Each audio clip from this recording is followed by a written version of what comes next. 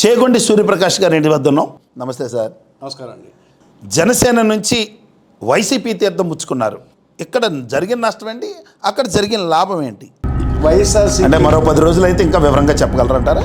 రాజశేఖర రెడ్డి గారు ముఖ్యమంత్రి చేస్తున్న సందర్భంలో సన్నిహిత సంబంధాలు ఆల్ ఆఫ్ సడన్గా ఇప్పుడు పార్టీ మారడానికి అప్పుడు ఉన్న వ్యక్తిత్వం ఏంటి, ఇప్పుడు మార్చుకున్న వ్యక్తిత్వం ఏంటి? జగన్మోహన్ రెడ్డి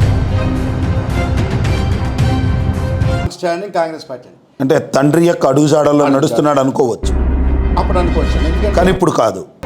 అలాగే అంటే ఇప్పుడు మీరు ఒక నేషనల్ లీడర్గా భావించి అందులోకి వెళ్ళారు.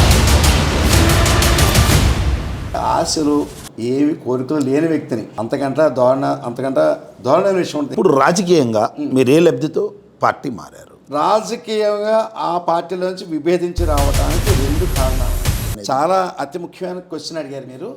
నాకు అపాయింట్మెంట్ దొరికే అవకాశం ఉందని మీరు ఎలాగనుకుంటున్నారు చెప్పండి. అయితే మీరు అక్కడికి వెళ్ళడం అనేటువంటిది మీ నాన్నగారు ప్రోత్సాహం వల్ల, అది మీరే పార్టీ ఫిరాయించేసి పార్టీ మారిపోయి ఈరోజు ఆయన అలాంటి వాడు ఇలాంటి వాడు అనడం అనేది ఎంతవరకు సమంజసం? సాక్షాత్తు తప్పు చేస్తుంటే 6 సంవత్సరాలు పట్టిందా మీరు పార్టీ పెట్టడానికి, ఈ విషయం బయట పెట్టడానికి? ప్రతి దానికి కూడా కొంత సమయం. విభిన్న సామాజిక వర్గాల వాళ్ళు వచ్చినప్పుడు వాళ్ళకి న్యాయం చేసే దిశగా మీరు ఏమైనా ప్రయత్నం చేయగలరా ఇప్పుడున్న పార్టీలో?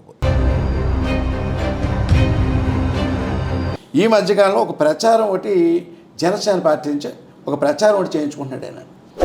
సుమారు 290 కోట్ల రూపాయలట చంద్రబాబు నాయుడు గారు మీకేసి ఆ ముష్టి 24లో అపర రాజకీయ మేధావి, రాజకీయ ధురంధరుడు, రాజకీయ చాణక్యుడు.